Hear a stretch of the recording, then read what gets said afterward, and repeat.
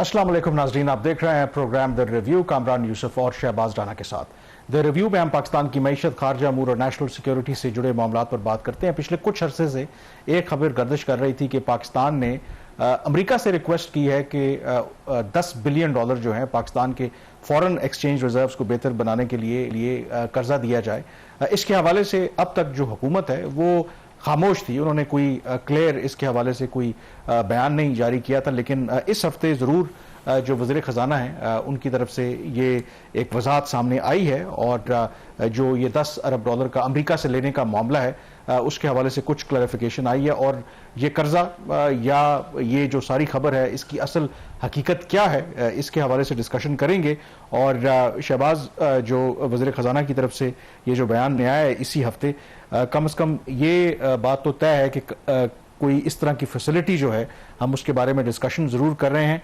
अब जो वज़ीर ख़जाना ने बयान दिया है उसको उन्होंने किसी और तरीके से पेश किया है, तो असल स्टोरी है क्या ये $10 अरब की? कामरान, आज से चंद दिन पहले जब इंटरनेशनल मीडिया की तरफ से ही ये खबर आई थी कि पाकिस्तान ने $10 अरब की एक एक्सचेंज रेट, बल्कि एक्सचेंज स्टेबलाइजेशन फंड है कि अमेरिका को, उसकी एक रिक्वेस्ट की थी यूएस गवर्नमेंट से।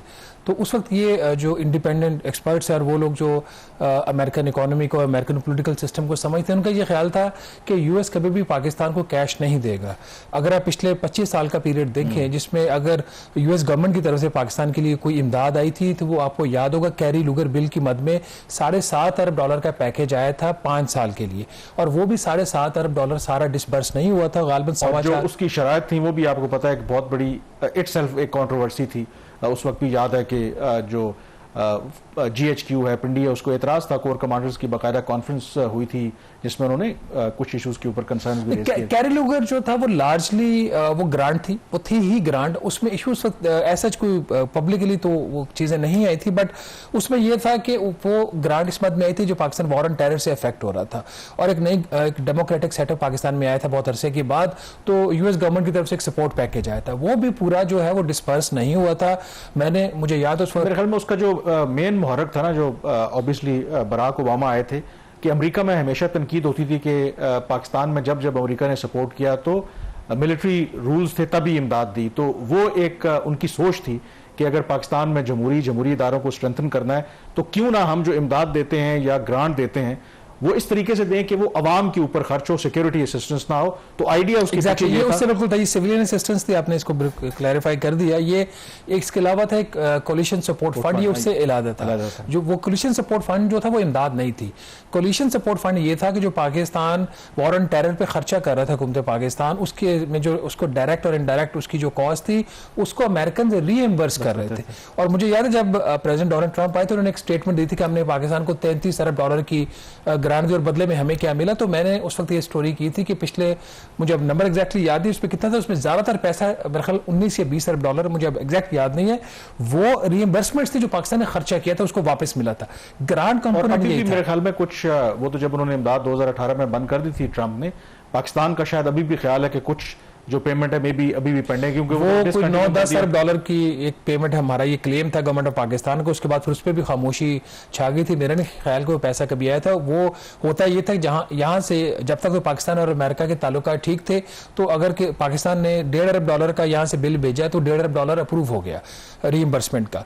और लेकिन उसके बाद जब ताल्लुका ठीक नहीं रहे, सलाला वाला वाकया हुआ, बाकी वाकयात हुए, इनके रिलेशनशिप उसमें वो वाली बेहतरी नहीं रही, तो अगर यहाँ से $1.5 अरब का बिल जा रहा था तो वहां से $700-800 मिलियन, $1 अरब जो है वो पास होता था। तो वो जो पास नहीं होता तो उसको गवर्नमेंट ऑफ पाकिस्तान जो करी थी मेरे एरियाज हैं और इस पे अमेरिकन ने हमें देना, लेकिन बाद में वो सिलसिला भी खत्म। कभी बैकग्राउंड आ गया ना कि अब ये क्या ये भी अब इस पे सूरत हाल वाज़ेह होगी है। इसी हफ्ते 2 दिन पहले वज़ीर ख़ज़ाना मोहम्मद औरंगज़ेब साहब ने, उनकी एक मीडिया के साथ इंटरेक्शन हुआ। एक एसेंशियली तो वो FBI हेडक्वार्टर आए थे, एक ताजरों के लिए उन्होंने एक ऐप लॉन्च की जिसमें ताजर स्कीम जो है जिसके ऊपर बड़ी डिटेल में बात कर चुके। उसके बाद साइडलाइन के ऊपर उनकी जो मीडिया से इंटरेक्शन हुआ तो उस पर यह सवाल हुआ कि इसके ऊपर क्या जो है वो ये सूरत हाल क्या, आप इसको एक्सप्लेन करें। तो उनका कामरान जो कोट है ना वो एग्जैक्ट जो बोला भी उन्होंने इंग्लिश में ही था कि जब मैंने उनसे पूछा कि ये $10 अरब का क्या बैकग्राउंड है, किस मद में पाकिस्तान को मिलेगी, क्या ये क्रेडिट लाइन होगी, तो नाज़रीन उन्होंने जो फरमाया फाइनेंस मिनिस्टर ने कि this is not about a credit line और लोन और वॉट एवर, कि ये जो $10 अरब की दरखास्त की गई है पाकिस्तान की तरफ से, ना ये कर्जा होगा और ना ही कोई credit line government of Pakistan को state bank bank of Pakistan को दी जाएगी जिसका वो इस्तेमाल कर सके। और जो इंपॉर्टेंट चीज है, जो एक बहुत बड़ा पॉलिसी शिफ्ट की भी रिफ्लेक्शन यहाँ पे दे रही है, उन्होंने फरमाया कि this is a signal about our currency stability, a signal about exchange rate stability, and that in turn allows us to go to the markets to raise debt. अच्छा, अब इसमें इशू ये है कि इस वक्त पाकिस्तान ने, और जो फाइनेंस मिनिस्टर ने अपनी ये जो उनकी इनफॉर्मल जो एक इंटरेक्शन भी है उसमें ये बोला भी कि इस वक्त पाकिस्तान ने एक जो कर्जा देना है वो सऊदी अरब का हमने $8 अरब शॉर्ट टर्म का लिया हुआ है, जिसमें $5 अरब तो सऊदी अरब ने 2028 दिसंबर तक रोल ओवर कर दिया। एक $3 अरब का कर्जा भी हमने अप्रैल में लिया सऊदी अरब से, वो सऊदी अरेबिया ने 3 माह के लिए दिया, वो हमने सऊदी अरब से लेके यूएई को वापस कर दिया। इसके अलावा $4 अरब का जो कर्ज है वो 1 साल के लिए हमने लिया हुआ है चाइना से, वो भी हर साल हम वापस नहीं करते, रोल ओवर हो रहा है। और ये जो इस वक्त सबसे बड़ा मसला कामरान बना हुआ है हुकूमत पाकिस्तान के लिए कि ये 3 महीने बाद दरखास्त जारी है वजीर आजम से, 1 साल बाद दरखास्त जारी है, और चूंकि ये सारा जो कर्जा वो एक टाइम पे मैच्योर नहीं हो रहा था, कोई दिसंबर में हो रहा है, कोई मार्च में, कोई अप्रैल में, कोई जून में, कोई जनवरी में, वो फैला हुआ है, कोई जुलाई में, तो वो फिर एक कॉन्स्टेंटली एक पाकिस्तान के ऊपर प्रेशर भी रहता है। और उसकी वजह से जो पाकिस्तान के गैर मुल्की कर्जों की जरूरियात है हर साल पुराना कर्जा वापस करने के लिए और करंट अकाउंट खसारे को फाइनेंस करने के लिए, वो $20 अरब, $25 अरब, $26 अरब, इस साल का $21 अरब है, अगले साल का वो $30 अरब है।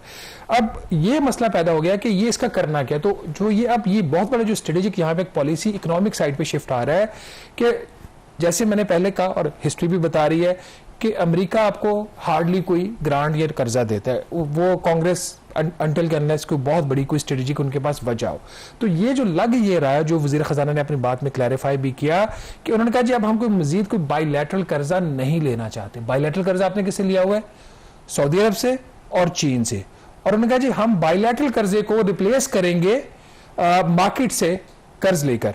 अब मार्केट से कर्ज कैसे लेंगे? ये जो अमेरिकन गारंटी होगी, क्योंकि प्रॉब्लम अगेन जो हम पहले भी बात कर चुके हैं कि हुकूमत पाकिस्तान की जो एक सॉवरेन क्रेडिट रेटिंग है वो बेहतर तो हुई है पिछले 1.5 साल में, वो अब इस वक्त भी बी है, लेकिन ये वो रेटिंग नहीं है जिसके ऊपर आपको अच्छी जो है वो इंटरेस्ट रेट के ऊपर आपको जो कर्जा वो मार्केट से मिल जाए।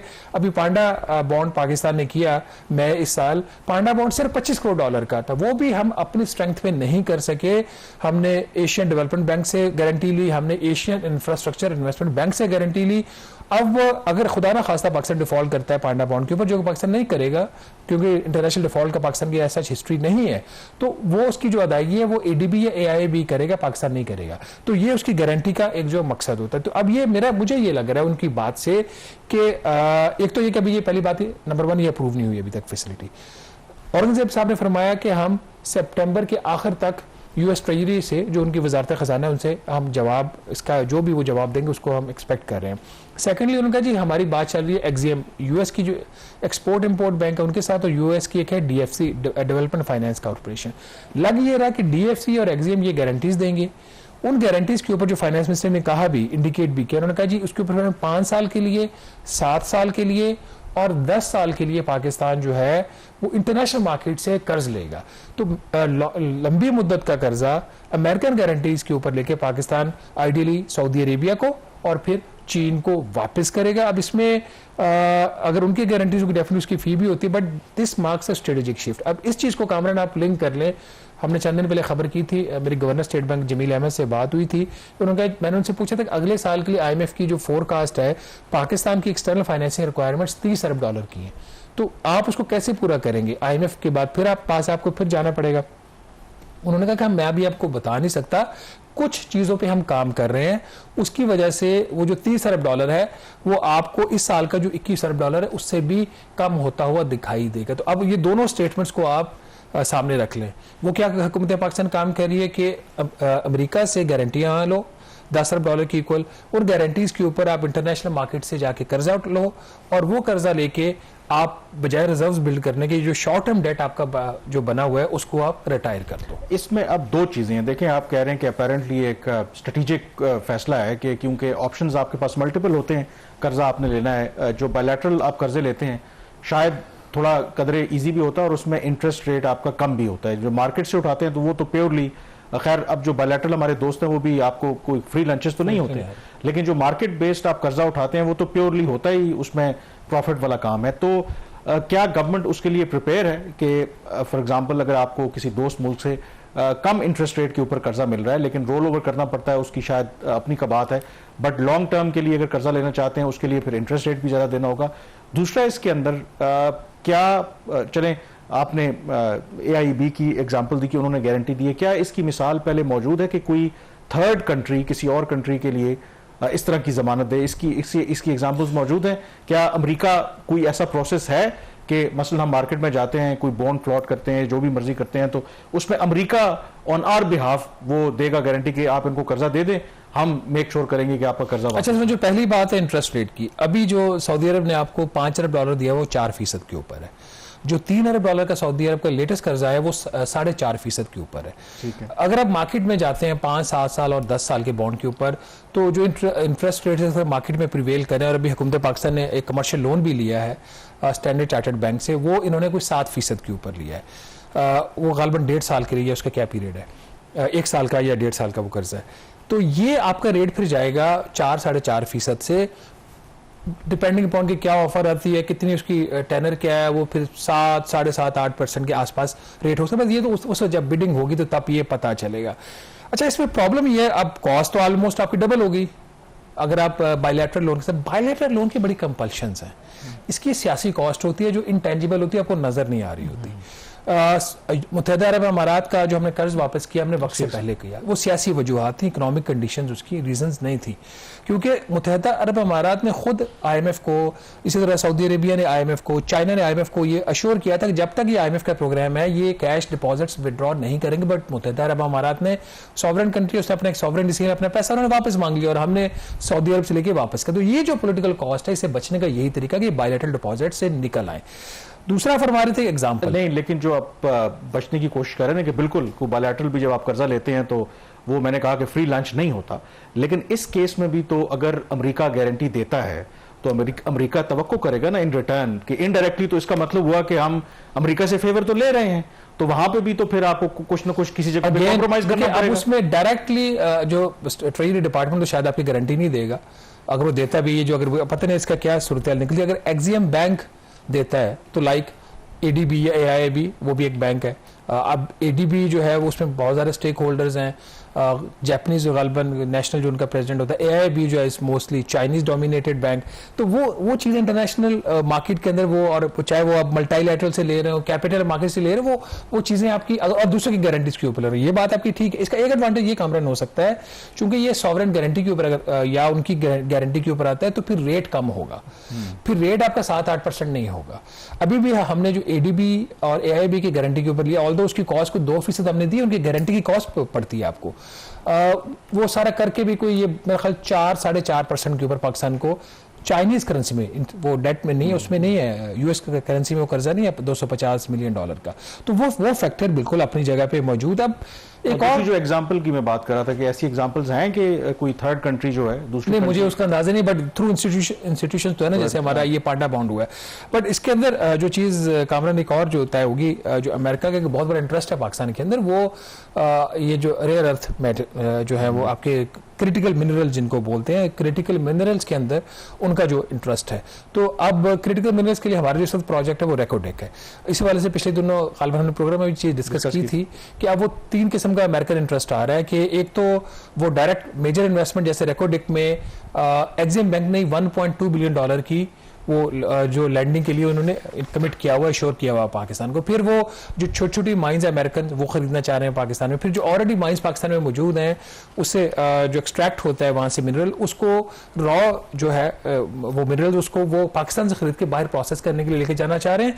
तो अमेरिकन इंटरेस्ट जो इस वक्त प्राइमरीली है वो उनका क्रिटिकल मिनरल्स के अंदर है, और इसमें कम से कम 3-4 ऐसे क्रिटिकल मिनरल्स हैं जो पाकिस्तान में मौजूद है, और उसमें उनकी, और इसी के लिए US कांग्रेस ने $100 अरब की जो फंड रखा हुआ है। सिर्फ अमेरिका का इंटरेस्ट नहीं है, चीन तो इस वक्त ऑब्वियसली वो तो डोमिनेट नंबर 1 है, डोमिनेट कर रहा है। तो ये दुनिया में वही कहते हैं कि मुस्तकबिल में जो असल लड़ाई होनी है वो इन्हीं रेयर अर्थ मिनरल्स के ऊपर होनी है। लेकिन एक जो सबसे आम सवाल है जो लोग करते भी हैं, अमेरिका और पाकिस्तान का रिलेशनशिप बड़ा पुराना है, लेकिन एक कंसर्न बिल्कुल रहा है हिस्ट्री के आप अमेरिका के ऊपर क्या इतना एतमाद कर सकते हैं। ये जो अरेंजमेंट लग रहा है वो रेयर अर्थ मिनरल हो या अमेरिका की गारंटी हो कि लॉन्ग टर्म हम कर्जे लें मार्केट से, इसका मतलब है कि हमारे यहाँ जो स्ट्रेटेजिक थिंकर्स हैं वो एक लॉन्ग टर्म अमेरिका के साथ अच्छे ताल्लुकात देख रहे हैं। लेकिन क्या अमेरिका के ऊपर एतमाद किया जा सकता है? इसी हफ्ते एक और डेवलपमेंट हुई है कश्मीर से रिलेटेड जो पाकिस्तान के लिए कोई इतनी अच्छी नहीं थी। इसी वजह से हमें जो अमरीकी नाज़ुमुल अमूर हैं इस्लामाबाद में उनको दफ्तर खारजा तलब भी करना पड़ा। ब्रेक के बाद इस पर बात करेंगे।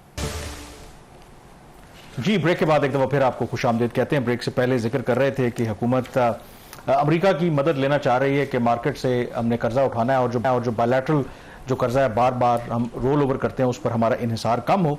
सवाल जो ब्रेक से पहले भी मैंने किया था कि क्या अमेरिका के ऊपर एतमाद किया जा सकता है।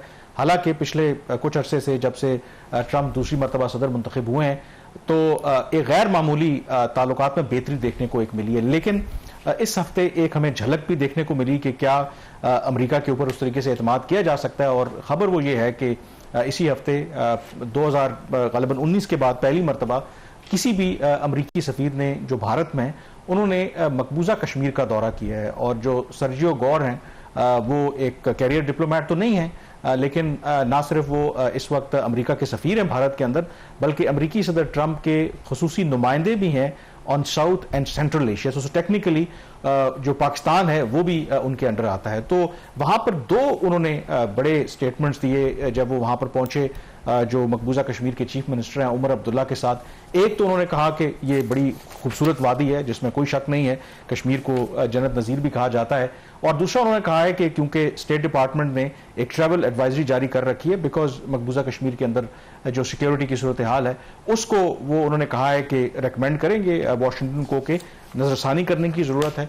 लेकिन जो दूसरा उनका स्टेटमेंट है जिससे बड़ी कंट्रोवर्सी भी जनरेट हुई है, डिबेट भी हुई है, उन्होंने मकबूजा कश्मीर को भारत का एक अहम हिस्सा करार दिया है जिसके बाद भारत के अंदर जो उनकी हुकूमत है, उनके जो ऑफिशियल्स हैं, उनके जो सहाफ़ी हैं उसको तो वो कह रहे हैं कि ये एक वैलिडेशन हो गई है कि जो मकबूजा कश्मीर है वो भारत का हिस्सा है और पाकिस्तान का जो दावा है वो अब उसकी कोई हैसियत नहीं है। एंड मोर इम्पॉर्टेंटली वो टॉन्ट भी कर रहे हैं पाकिस्तान को कि ये अमरीकी सदर ट्रंप की पाकिस्तान के साथ दोस्ती थी कि किस तरीके से जो कश्मीर के ऊपर अमरीका ने अपना मौक़िफ़ बदला है। तो इम्पॉर्टेंटली शहबाज वैसे तो बहुत रेयर है कि पाकिस्तान जो है वो अमरीकी सफ़ीर को तलब करे और ख़ास करके एक ऐसे हालात में जब आपके ताल्लुकात भी बड़े अच्छे हों। तो इस डेवलपमेंट के फ़ौरन बाद, इन रिमार्क्स के फ़ौरन बाद पाकिस्तान ने 24 घंटे का इंतज़ार भी नहीं किया। विद इन आवर्स जो नाज़िमुल अमूर हैं अमरीका की पाकिस्तान में उनको दफ्तर खारजा तलब किया गया और सख्त मजम्मत की गई इस बयान की भी और कहा गया कि ये तो और बात भी ठीक है कि ये अमरीका की जो हिस्टोरिकली जो एक पॉलिसी रही है कश्मीर को लेकर के उसके खिलाफ भी है क्योंकि अमेरिका रिकग्नाइज करता है कि ये एक इंटरनेशनली रिकग्नाइज्ड डिस्प्यूट है। और साथ फिर अमरीकी सदर ट्रंप वो पहली टर्म में भी और बाद में भी ऑफर करते रहे हैं कि वो मकबूजा कश्मीर के हल के लिए पाकिस्तान और भारत के दरमियान मीडिएशन करवाने के लिए तैयार हैं। तो इसमें दो चीज़ें एक तो इस्टेब्लिश हुई है, नंबर वन कि जो अमेरिका पर एतमाद करने वाली बात थी वो, और दूसरा बेशक आपके अमेरिका के साथ इस वक्त हमारे ताल्लुकात कितने ही अच्छे क्यों ना हो लेकिन जब आपके कोर इंटरेस्ट आएंगे तो शायद आप खामोश नहीं बैठेंगे। तो ये मैसेज मेरी भी पाकिस्तानी कुछ हुकाम से बात हुई, उन्होंने कहा कि हम इसको नॉर्म नहीं बनना देना चाहते। अगर आप इस टर्मिनोलॉजी को हम एक्सेप्ट कर लें कि जी ये इंपॉर्टेंट पार्ट है इंडिया का, तो आज अमेरिका के सफीर ने कहा है, कल कोई और कहेगा, तो we wanted to put the record straights and we are hoping, और मेरा ख्याल है कि कुछ अमरीकी साफियों ने भी कमेंट किया कि ये शायद उनका एक इंडिविजुअल अपना स्टेटमेंट हो सकता है। और जब आप किसी मुल्क में सफीर होते हैं तो सम टाइम थोड़ा सा आपकी बायस होती है टूवर्ड्स, क्योंकि उनकी इस वक्त एजेंडा ये है कि जो सर्जियो गौर हैं कि भारत और अमेरिका के दरमियान एक ताल्लुकात में तनाव है, उसमें कोई बेहतरी आए, तनाव खत्म हो, तो कुछ इस तरह की उन्होंने स्टेटमेंट दी है। क्या अमरीकी जो स्टेट डिपार्टमेंट है वो भी यही लाइन लेगा?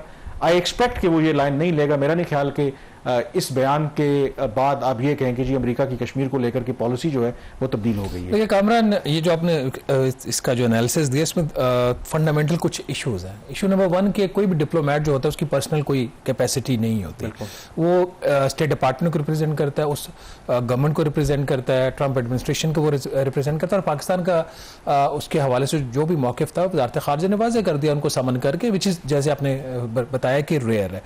दूसरा एक बात हमेशा से कही जाती है और ख़ासतौर पर अभी से जब से प्रेसिडेंट डोनाल्ड ट्रंप आए हैं, आप इस पर बेहतर कमेंट कर सकते हैं, वो ये कि डोनाल्ड ट्रंप की जो पॉलिसी है वो ज़रूरी नहीं है कि वो स्टेट डिपार्टमेंट की भी पॉलिसी हो।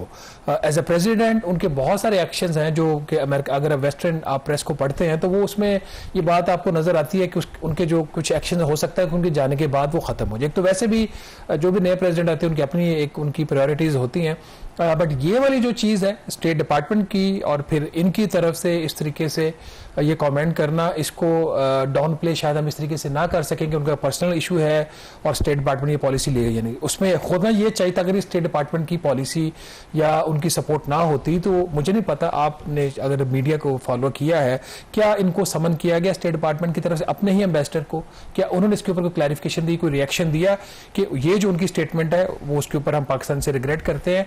ये दो चीज़ें इसको वाजे करने की, और इसके साथ ही अभी जो हमने पिछले हफ्ते डिस्कस किया है कि यूएस स्टेट डिपार्टमेंट की जो बजट ट्रांसपेरेंसी के ऊपर जो रिपोर्ट आई है वो कंसिस्टेंट है, जो इससे पहले रिपोर्ट्स आती रही हैं।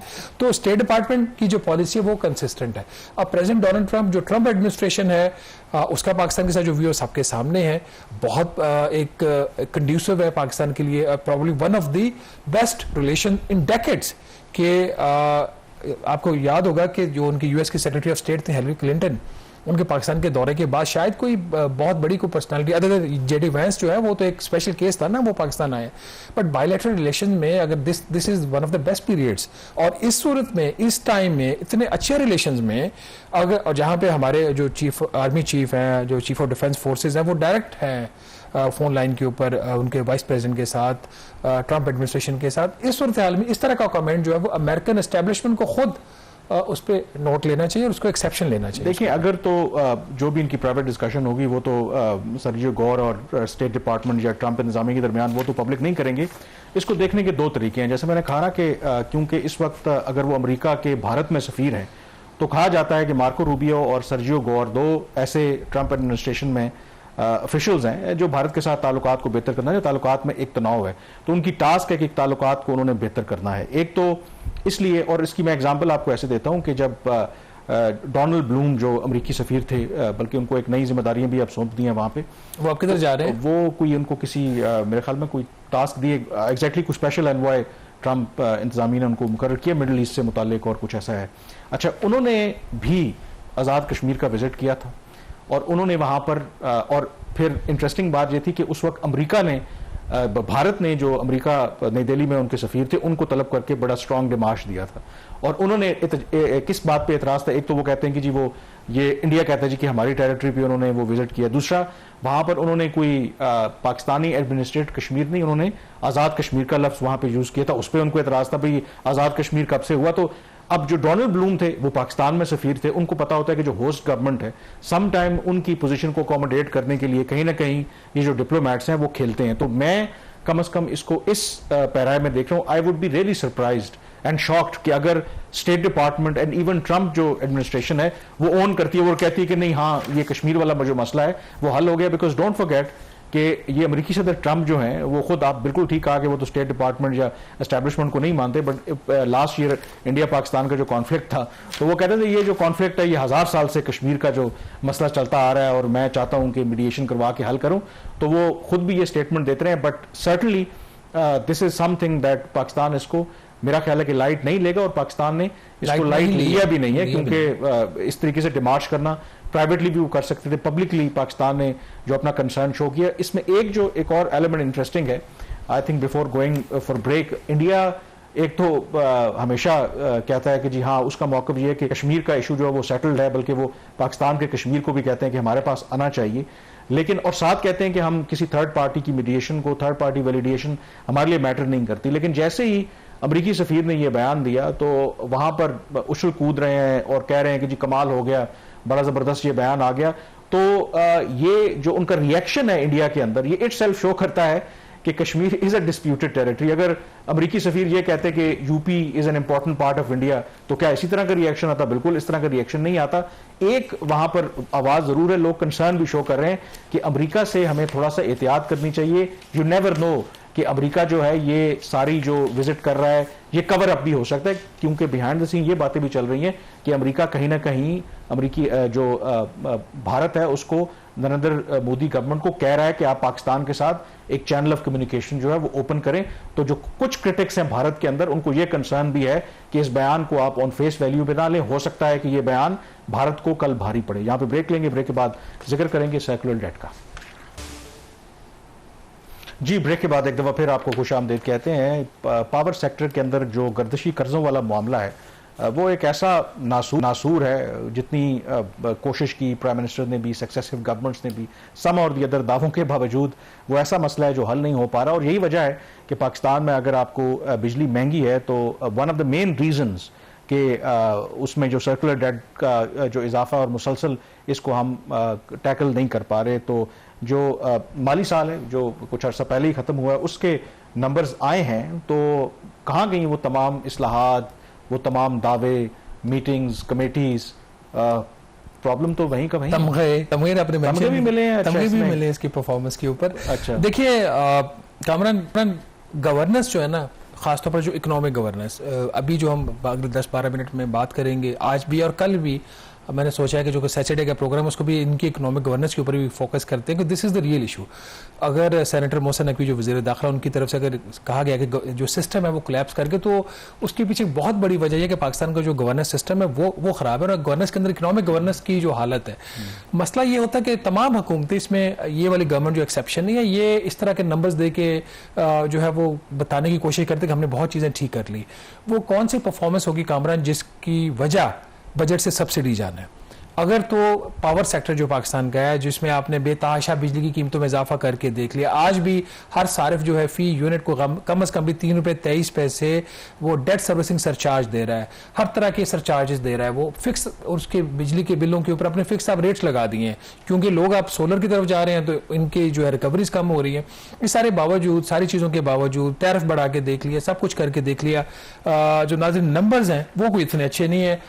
एक जो सर्कुलर डेट जो बेसिकली जो पावर सेक्टर की हुकूमत ने जो गारंटी की हुई है कुछ अदायगियाँ करनी है, वो जब हुकूमत नहीं करती उसकी बहुत सारी वजूहत होती हैं। बिजली के बिलों की जो रिकवरी है वो पूरी नहीं होती, जो लॉसेज हैं वो ज़्यादा होते हैं, और बहुत सारे फैक्टर्स। बजट की सब्सिडीज जो कमिट होती हैं उतनी सब्सिडीज नहीं मिलती। तो एक नंबर आता है नेट का, नेट सर्कुलर डेट का, और एक होता है आपका फ्लो। नेट वो होता है जब लॉस तो आपका, फ्लो तो आपका ग्रॉस नंबर जो है वो ज्यादा होता है, उसके बाद हुकूमत उसमें बजट से सब्सिडी देती है और वो नेट नंबर जो है वो कम हो जाता है। तो हम बात करेंगे फ्लो के और आखिर में थोड़ी सी नेट की, और फिर पावर डिवीजन का इसके ऊपर क्या मौकिफ है। जो पिछला साल खत्म हुआ है उसमें नेट तो जो इंक्रीज हुआ है पावर सेक्टर के सर्कुलर डेट पे वो 61 अरब रुपए का हुआ है। आइडियली ये 1 रुपए का भी नहीं होना चाहिए था, बट जो फ्लो है, फ्लो में 364 अरब रुपए का जो है वो इजाफा हुआ है। IMF की तरफ से इनको हदफ था कि 400 अरब रुपए तक आप फ्लो में इजाफा कर सकते हैं, जिसके ऊपर हमने हमेशा एतराज किया कि ये कैसा प्रोग्राम है जो गवर्नेंस को बेहतर करने की बजाय आपको इजाजत दे रहा है कि 400 अरब रुपए का नुकसान कर लो, बजट से पैसा निकालो और उसको पूरा कर लो। तो अगर बड़े बड़े नंबर्स की बात करें, ये जो 364 अरब रुपए का जो फ्लो है इसमें इजाफा हुआ है, तो इसमें एक जो सबसे बड़ा नंबर आपको नजर आता है वो जो डिस्कोज है पावर डिस्ट्रीब्यूशन कंपनीज, उनके लॉसेज का है। जो पिछले साल जो खत्म हुआ है उसमें 262 अरब रुपए के लॉसेज हुए हैं पावर डिस्ट्रीब्यूशन कंपनीज के, जो उससे पिछले साल उससे 3 अरब रुपए कम है, जो कि ना होने के बराबर है। दूसरा जो नंबर इसके अंदर आपको इंपॉर्टेंट नजर आता है वो जो डिस्कोज की अंडर रिकवरीज। अंडर रिकवरीज का मतलब जो बिजली के बिलों की उन्हें रिकवरीज करनी होती है, उसमें सब्सटेंशियल रिडक्शन हुई है, कोई 51%, अभी भी 64 अरब रुपया लॉसेज जो ये जो है इनकी जो अंडर रिकवरीज है उसकी वजह से ऐड हुआ। और एक तीसरा बड़ा नंबर जो है वो 194 अरब रुपए का है, जो के इलेक्ट्रिक है, जिसने वफाकी हुकूमत से बिजली खरीदी और उसकी अदायगी नहीं की। और के इलेक्ट्रिक से जब आप बात करें, वो कहते हैं कि जी वफाकी हुकूमत ने या नेपरा ने जो हमारा मल्टा ये टैरिफ डिटर्मन कर रहे, वो हमारा टैरिफ डिटर्मन नहीं कर रहे, हम लॉसेज में जा रहे, तो हम इनको अदायगी कहाँ करें? तो वहां पे एक चिकन और एग वाली सूरत हाल है। और ये जो 364 अरब रुपए का फ्लो, इसमें और भी एलिमेंट्स हैं, जो प्रायर ईयर्स की रिकवरी है वो उसमें 75 अरब रुपए का इजाफा हुआ है। इसको कम करने के लिए 364 अरब को फिर बजट से जो डेट के स्टॉक्स ऑलरेडी मौजूद हैं सर्कुलर डेट के, उसको कम करने के लिए 302 अरब रुपया दिया गया। तो जो नेट इंक्रीज आपको नजर आता है वो 61 अरब रुपए का। कामरान, अगर ये आप फ्लो का इंक्रीज देखें जो 364 अरब है, ये इससे पिछले साल के मुकाबले में 709% ज्यादा है। मतलब आप इमेजिन करें कि फ्लो में एक साल के अंदर 709% इजाफा हुआ है। 2024-25 का माली साल था, ये 45 अरब रुपए का फ्लो था। 2025-26 में 364 अरब रुपए का हो गया, उसको बजट सब्सिडी देके कम करके 61 अरब कर दिया गया या 62 अरब। अब इस पे जो इतराज है पावर डिवीजन का, उन्होंने कहा जी, उनकी जो स्टेटमेंट आई कि statement itself a confession by the power division के फ्लो में 709% इजाफा हुआ है, लेकिन वो कह रहे जी उसके जिम्मेदार हम नहीं है। पावर डिवीजन ये कह रहा है कि उसकी जो स्टेटमेंट उसको मैं पढ़ देता हूं कि 2025-26 के माली साल में मजमूई गर्दिशी कर्जे के बहाव में गुज़श्ता साल के मुकाबले में 709% इजाफे को वसीतर मुआशी हालात के तनाजुर में देखा जाना चाहिए। ठीक है, एक तो ये बात मुझे लगा कि वसीतर कौमी मफाद, वो मैं भी ये समझ, लेकिन आगे मुआशी हालात में क्या जी, उन्होंने वसीतर हुकूमत वो कौमी मफाद पे डालती है और इन्होंने मुआशी हालात पे डाल दिया। उन्होंने कहा जी कि वही फैक्टर जो मैं भी आपको बता रहा था कि इसमें एक मरतबा दी जाने वाली LPI माफिया के इलेक्ट्रिक की जानब से अदायगियों में कमी और गुज़श्ता साल की एडजस्टमेंट जैसे अवामिल शामिल हैं। उनका जी हमारा इसमें कोई फैक्टर नहीं है, ये एक्सटर्नल फैक्टर्स हैं जिसकी वजह से ये हुआ है। और उनके जो गुज़श्ता साल 23-24 की जो बात, राधा 24-25 की जो बात कर रहे हैं, उसमें के मुकाबले में उन्होंने कहा जी बेहतरी आपको नजर आ रही है। फिर उन्होंने कहा जी कि इस साल 25-26 में सार्फिन को हमने 32 अरब रुपए वापस किए, जबकि उससे पिछले सालों में उनसे हमने रिकवरीज की थी कि इलेक्ट्रिक का उन्होंने दोबारा जिक्र किया है। और फिर उन्होंने कहा जी जो मजमूई गर्दिशी कर्जे का बहाव 364 अरब रुपए है, ये IMF के हदफ से 36 अरब रुपया कम है। और बहरहाल ओवरऑल अगर देखा जाए तो अपनी वो मान तो रहे हैं कि 709% इजाफा तो है, लेकिन सानू ना पूछो किसी और ना पूछो। तो ये तमगा जो मिल रहा है, ये इतराफ करने पे इनको मिल रहा है कि नहीं, वो तो उनकी कारकर्दगी, तो वो तो मान ही नहीं रहे। वो तो कहते हैं कि आप, अच्छा, इसमें बड़ी एक इंटरेस्टिंग इनकी एक्सप्लेनेशन आती है कि जी ये नंबर जो है ग्रॉस फ्लो के ऊपर आप फोकस करते हैं स्टोरीज के अंदर, आप नेट के ऊपर क्यों नहीं फोकस करते? ये बताते भी हैं कि आपने क्या चीज रिपोर्ट करनी है और क्या नहीं रिपोर्ट, ये भी डिक्टेशन आती है। अच्छा, तो इनसे मतलब जो रिपोर्टिंग कैसे करनी है उसके सेशन भी मेरे ख्याल में अरेंज कर लें, लेने चाहिए। चलें यहाँ पे ब्रेक लेते हैं, ब्रेक के बाद जिक्र करेंगे कि अगेन ये हर साल हमारे यहाँ ये होता है, कभी हम चीनी इंपोर्ट करते हैं, कभी हुकूमत चीनी एक्सपोर्ट करने की इजाज़त दे देती है, और एक मरतबा फिर हुकूमत ने फैसला किया है चीनी एक्सपोर्ट करने का इजाज़त दी है। ये फैसला क्यों किया, ब्रेक के बाद इस पर बात करेंगे। जी, ब्रेक के बाद एक दफ़ा फिर आपको खुश आमदीद कहते हैं। हुकूमत ने फैसला किया है कि शायद पाकिस्तान में चीनी के वाफर ज़खायर मौजूद हैं, तो अब उनको बरामद करने की इजाज़त दे देनी चाहिए, और उन्होंने ऐसा फैसला किया है। अब शहबाज, बहुत दफ़ा हमने डिस्कस किया है, हमेशा जब भी ये फैसला हुआ है आइदर चीनी इंपोर्ट करने का या एक्सपोर्ट करने का, मुझे नहीं याद कि वो किसी अल्टीमेटली बहरान की शक्ल उसने इख्तियार ना की हो। तो ये जो फैसला किया है हुकूमत ने, आर यू श्योर, या गवर्नमेंट को ये श्योर है कि ये मुस्तकबिल में अगेन हम डिस्कस नहीं कर रहे होंगे कि वो फैसला किसने किया था जिसकी वजह से आज चीनी की कीमतें भी बढ़ गई हैं और चीनी की शॉर्टेज भी हो गई है? देखिए कामरान, ये जो मिल्स मालकान है जिनके पॉलिटिकल कनेक्शंस होते हैं, हर गवर्नमेंट में होते हैं, इस गवर्नमेंट में भी हैं, ये हमेशा से ये एक बड़ी गेम जो इनकी चल रही होती है, एक साल एक्सपोर्ट हो रही होती है, फिर कुछ अरसे के बाद आप देखते हैं कि वो चीनी जो है वो इम्पोर्ट हो रही होती है। पिछले साल हुकूमत ने कोई 7.5 लाख मेट्रिक टन, कोई 7,96,000 के करीब मेट्रिक टन वो जो चीनी थी वो इन्होंने बरामद कर दी, और उस वक्त ये कहा गया कि ये चीनी जो है सरप्लस में। बाद में जब मुल्क के अंदर चीनी की कीमतें बढ़ना शुरू हुई, जो कि बढ़नी ही थी, जब आप चीनी एक्सपोर्ट करते हो एक सिग्नल मार्केट को जाता है और कीमतें बढ़ना शुरू हो जाती हैं। हुकूमत ने गालिबन अक्टूबर 2025 में इन मिल्स मालकान के साथ मुआहदे भी किए कि आप चीनी की कीमत जो है वो खास हाथ से 160, 70, 180 रुपये, कुछ इसी तरह की हद उन्होंने उस वक्त मुकर्रर की थी, 174 रुपये फी किलो से ज़्यादा नहीं होने देंगे। चीनी एक्सपोर्ट होगी, ज़रूरत से ज़्यादा होगी, तो फिर एमरजेंसी में जून 2025 में एक इन्होंने फैसला ये किया कि 5 लाख मेट्रिक टन चीनी अब हम दरामद करेंगे। पहले बेची बाहर 8 लाख के करीब, फिर 5 लाख इन्होंने दरामद करने का फैसला किया, और वो इतनी इमरजेंसी में फैसला किया गया और IMF के प्रोग्राम को रिस्क पे डाल के किया गया, क्योंकि IMF के प्रोग्राम के तहत आप जो टैक्सेस में वेव है वो नहीं टैक्सेस को कर सकते। कुछ 53% इम्पोर्ट टैक्सेस थे, उनको ख़त्म किया गया। उस पर वज़ीर ख़जाना की मुखालफत भी थी कि इस पर IMF के प्रोग्राम के इशूज़ आ सकते हैं। किस्सा मुख्तसर ये कि वो इन्होंने 5 लाख का फैसला किया, 3 लाख टन मंगवाई एक्चुअली, और उस 3 लाख में भी अभी इसी हफ्ते ICC में एक समरी गई जिसमें यह बताया कि जो उस वक्त 3 लाख मंगवाई गई थी उसमें 1,08,000 मेट्रिक टन चीनी बच गई है। तो वो कहते हैं जी हमने उसको 2 दफ़ा अटैम्प्ट किया इसको लोकल मार्केट में बेचने की नवंबर लास्ट ईयर, बट वो बिकी नहीं क्योंकि इंपोर्टेड वाली चीनी महंगी आई है। अब ये पॉइंट बड़ा इंपॉर्टेंट, लोकल में जो चीनी है इस वक्त वो सस्ती है, तो अब आप हमें इजाज़त दें हम इसको जो है मुल्क से बाहर बेच दें। तो उसकी ईसीसी ने बाकायदा इनको इजाज़त दिया कि आप इंटरनेशनल टेंडर फ्लोट करें और trading corporation of Pakistan tender float करके इसको चीनी बेच दें। अब कामरान इसमें जो चीज़ इंटरेस्टिंग है वो ये है कि आप जो एक साइकिल बन गया ना, क्योंकि ये जो पाकिस्तान शुगर मिल्स एसोसिएशन और बाकी जो मिल्स मालिकान है वो अक्सर बेशतर ये मामला जो है वो हुकूमत के सामने लेके आते हैं, और अभी वो कोई 5-5.5 लाख टन की मजीद एक्सपोर्ट की वो इजाज़त गवर्नमेंट से ऑलरेडी मांग रहे हैं। ये मामला डिप्टी प्राइम मिनिस्टर सागदार साहब के लेवल पे भी कई दफ़ा डिस्कस हो चुका है, वो हुकूमत ने डायरेक्ट उस तरह की इजाज़त नहीं दी। अब इधर से इन्होंने TCP को कहा कि जो आपके पास चीनी पड़ी वो खुद आप बेच दें। इससे जो कंसर्न है वो ये है कि एक मार्केट में सिग्नल ये जाएगा कि चीनी जो फिर एक्सपोर्ट होना शुरू हो गई है तो अब इसकी कीमतें बढ़ेंगी। जो इस पिछला हफ्ता था उसमें जो कामरान चीनी की कीमतें थी वो पिछले साल के मुकाबले में 18% कम है। ठीक है, वो जो प्राइस है वो गालबन 147-148 रुपए फी किलो के करीब एवरेज प्राइस है। अब देखने की ये जरूरत है कि इस फैसले के बाद ये कीमत जो है वो कहाँ जाती है। और वो जो समरी ECC में गई थी उसमें खुद हुकूमत ने मानना इतराफ किया कि चीनी पिछले साल एक्सपोर्ट करने के बाद फी किलो कीमत 220 रुपए तक चली गई। तो इन नटशेल कहानी ये है कि जो मिलर्स हैं उनको ये लग रहा है कि जो इस साल उनको मुनाफा है वो ज़रा कम मिल रहा है, तो अगर ये शुगर एक्सपोर्ट हो जाती है और फिर मार्केट में खबर फैलेगी तो ये जो 18% कमी की शहबाज बात कर रहे हैं हो सकता है कि फिर ये इंक्रीज़ की तरफ चला जाए और फिर अरबों रुपए जो हैं ये मिल मालकान है उनकी जेबों में चले जाएं। शायद यही शुगर की हमारी कहानी है। बहरहाल प्रोग्राम द रिव्यू से इतना ही। कामरान यूसुफ और शहबाज राना को इजाज़त दीजिए। अल्लाह हाफिज़।